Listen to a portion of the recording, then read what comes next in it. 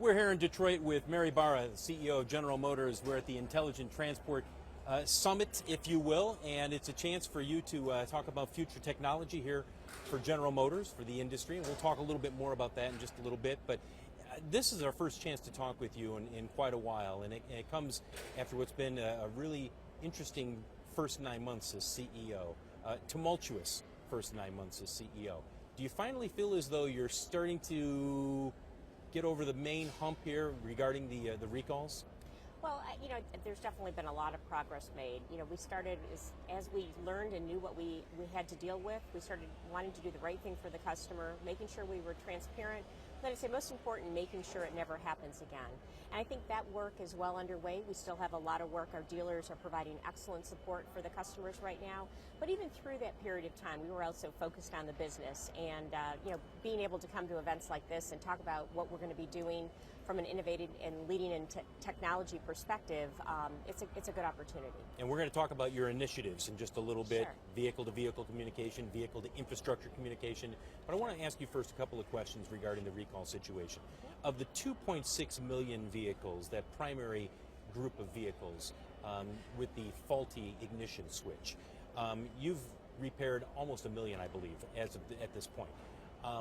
Where do we stand in terms of, by the end of the year, how many do you believe you'll be able to say, okay, we're pretty confident that we're going to have these vehicles fixed and certified okay?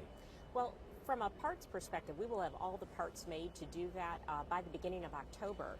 And we're now employing all kinds of techniques to reach these customers, to get them to come in and get their vehicle fixed. Because my goal, as I've stated all along, is to fix every single one. But we also have to recognize, ultimately, it's the customer's choice. But we're trying to reach them, through social media, through direct mail, through advertisements. So we're doing everything to make sure that they're in. Where do you think you'll be by the end of the year? It's really hard to predict, but we're just going to keep working, again, stretch goals. I'd like to have them all done by the end of the year, and that we're going to work to that goal, but again, ultimately is the customer who decides. But as you well know, historically in this industry, about 25% of all recalled vehicles, they're never repaired for a variety of reasons. People don't get the notice, they choose to ignore the notice, whatever the reason might be. That means you're going to have probably at least 500,000 GM vehicles out on the road with potentially deadly defects in them. Does that worry you? Well, one of the reasons I want to get every vehicle fixed is because I want to remove that risk condition that something could happen. But I'd also say, when we did the recall on the Volt a few years back, we got to 96%. And, by reaching people and communicating, and that's what we intend to do. So we'll stay on it. Do you think about it? Oh, absolutely. We track it on a weekly basis. And at this point, your general comfort level with where you are in those repairs?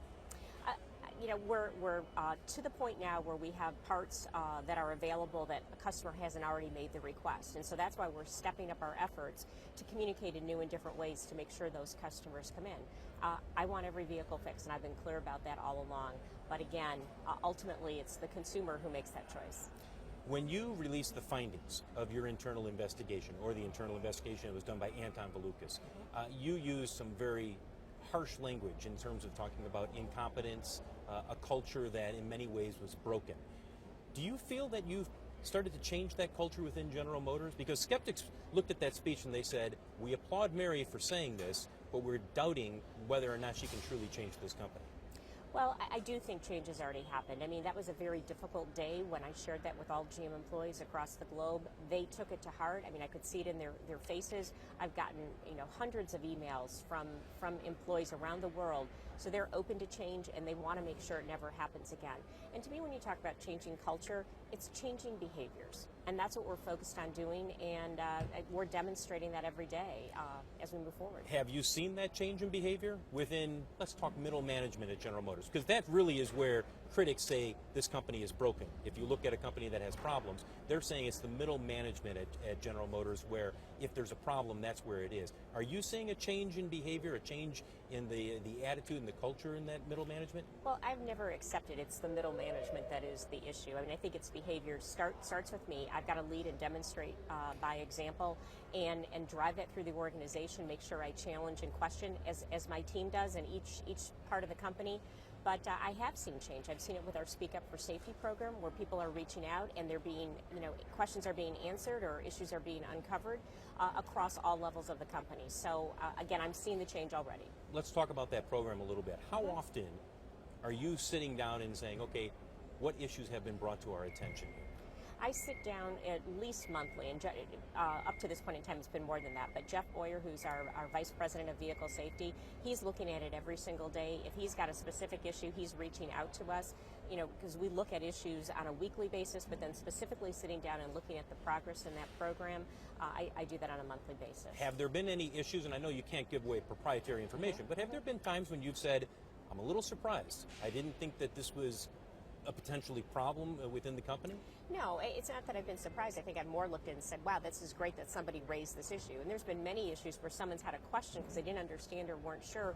We were able to help them understand, which is positive from a company perspective, because they know action is being taken. Or then other times we'd say, hey, we've got to do this or that to make sure the process is working well and the vehicle's going to be great. From your meetings with Jeff, do you believe that you pretty much have flushed out most of the recalls that we're going to see from General Motors? Well, as we've said, we wanted to be substantially complete by the end of the second quarter. We've worked hard and went back and looked at a lot of issues specifically relating to ignition switches. That work is done, but we continue.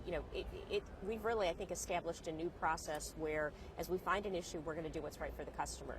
So I think as we look to the past, we're substantially complete. If we find issues, we'll address it. But the most important thing we're doing is in the product integrity organization, making sure we create defect-free vehicles as we move forward. And some of the work that we're doing, especially as it relates to the systems validation, is going to be crucial. And we're going to talk about that in just a little bit. A few last questions about the recall, and then I want to move on to vehicle-vehicle communication. About 6 weeks ago, you were on Capitol Hill, 6 or 7 weeks ago on Capitol Hill. It was the third hearing, and you were pretty easily, say, blasted by the senators for sticking with Mike Milligan, for not replacing him as chief legal counsel.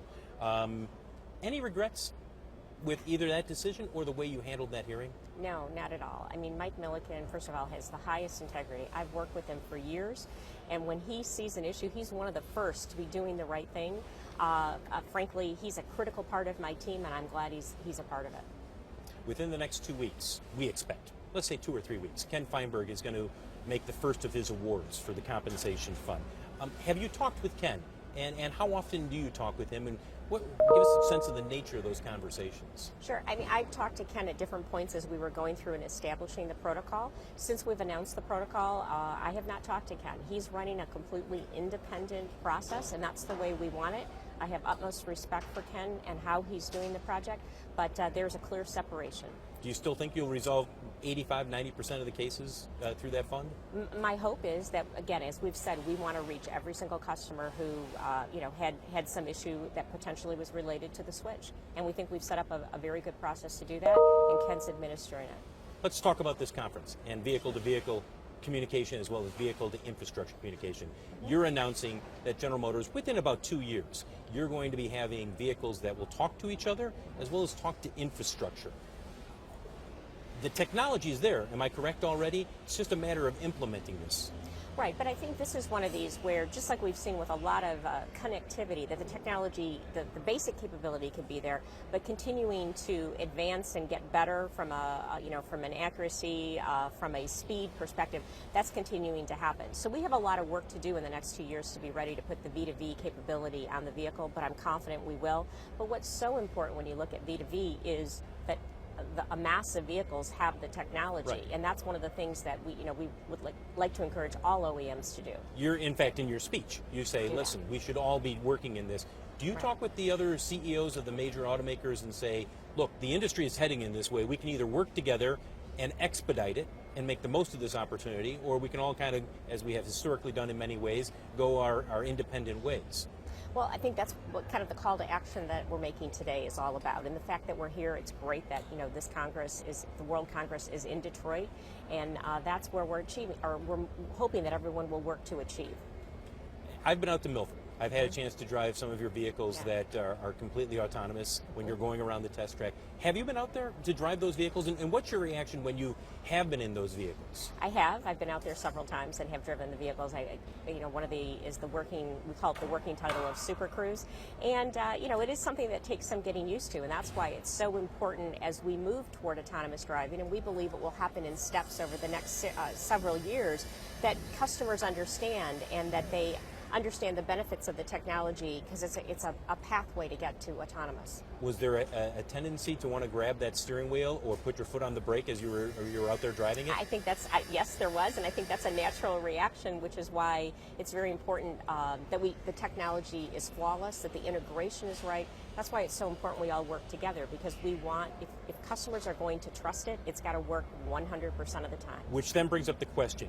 You may have the technology there, the industry may have the technology there, but will regulators in society be ready? Which one is more of a quote-unquote drag on the implementation of this? Society being ready or regulators being ready?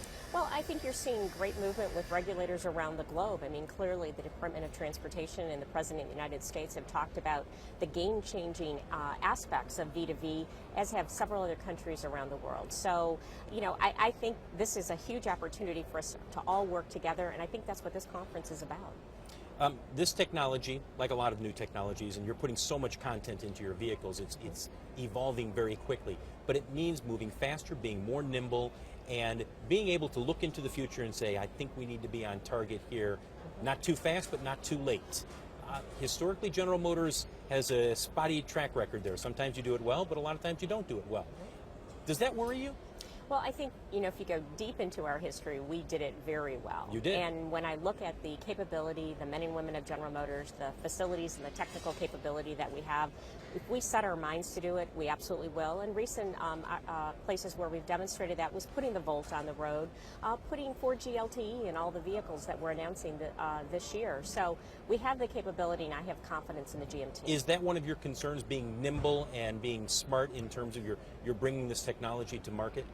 Absolutely, but I mean, to me, the number one thing I want to first do is make sure the technology works and that it's truly providing a value for the customer, because it has to, again, especially as you're doing this type of technology, and you talk about that desire to want to grab the wheel or hit the brake, you have to make sure the technology works well. So that's my first concern, and we're going to do what's right to make sure we get that done and integrated properly.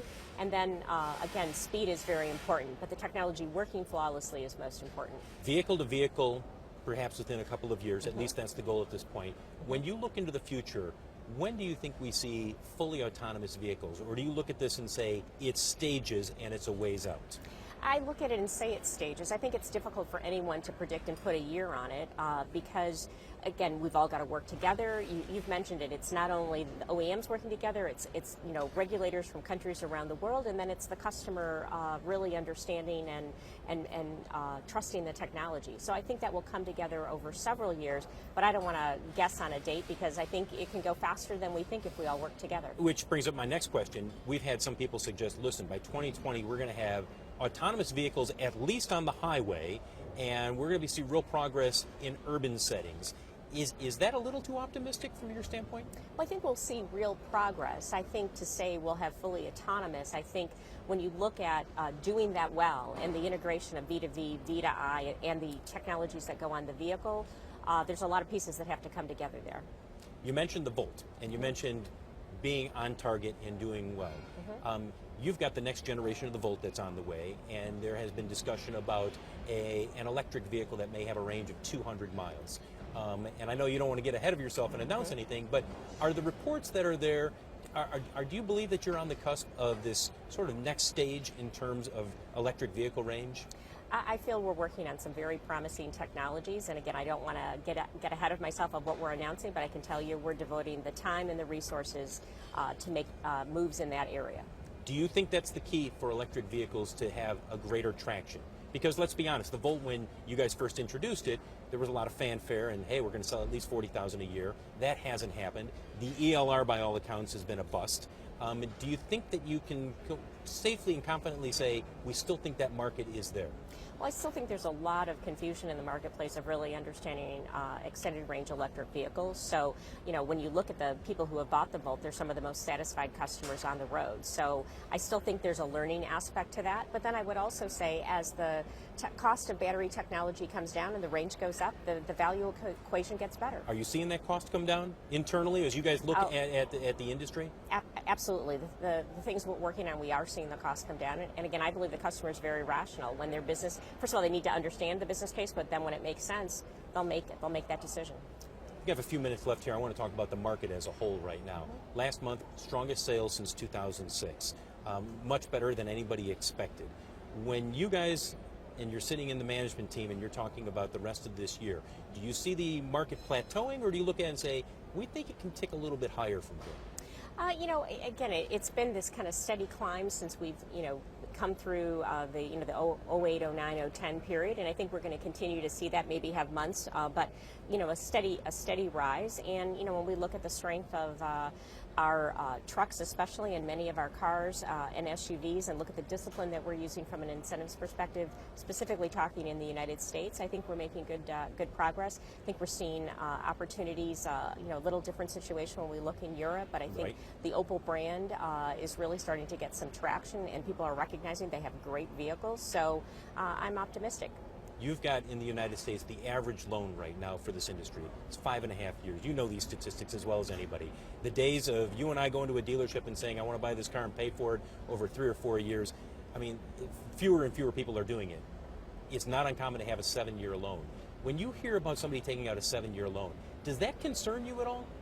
Well, I think overall affordability is a huge issue for the whole industry. And when you look at a lot of the technologies that we're putting on, and you look at propulsion systems, so some are connectivity technology that people want. Again, what we need to do to make sure that we're leading from a CO2 perspective and fuel economy, those are all our costs. And that's why it's so important that we're making the right trade-offs and investing in future technologies so we keep vehicles affordable, because that is something I do worry about. But it's 7-year loan to keep that vehicle affordable for some people. And that's a long loan, Mary. I mean, there are some people who look at this and say, you're getting to the point where in the future we could see people taking out 10-year loans.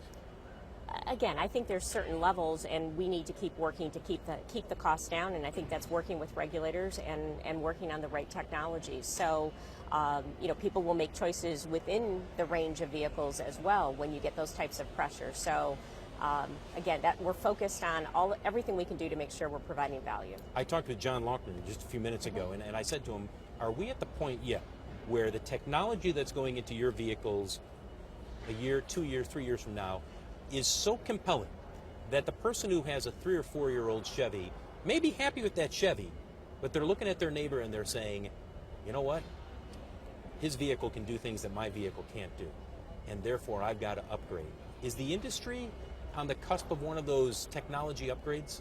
Again, I think there's unique situations, but I think we're seeing it for as it relates to not only propulsion and efficiency from a fuel economy perspective to electrification, but also to connectivity. We had an interesting learning in Brazil over the last few years, because we put a radio in the vehicle that they could connect their smartphone. It sold far better than we ever thought. So I think if you have a compelling technology that the consumer values, yes, they will. Which then brings up the question, how often are you sitting with your executives and you're looking at technology, and are there ever times when you're seeing a new piece of technology that you kind of step back and say, either I don't get it or I'm not seeing it, and somebody else says, wait a second, this is going to be the future here? I guess what I'm asking is there are there points where the technology sometimes is moving so rapidly that it kind of takes a while for you to say, okay, I see it. I don't see it now, but I can see where it's going to be in several years? Well, we're definitely feeling, from a leadership perspective, that we need to be on the cutting edge of new technology, and we have groups like John's organization, like the Ventures groups, working in partnership with schools, as well as a group that's dedicated to innovation, looking at all of that and constantly challenging the leadership and the chief engineers for our vehicles to say, hey, this is a reason for purchase. This is a wow. Are you ever surprised by those wows? I'm an engineer by background, so I'm more intrigued by them than surprised. Do you think the industry, and a couple last questions, we'll wrap this up. Do you think this industry right now is as focused as it ever has been in terms of bringing out the vehicles that people want? Not that they didn't in the past, But it seems as though, in terms of understanding the consumer, increasingly, when you talk with people in the industry, they say, we're starting to get it even more than we did in the past.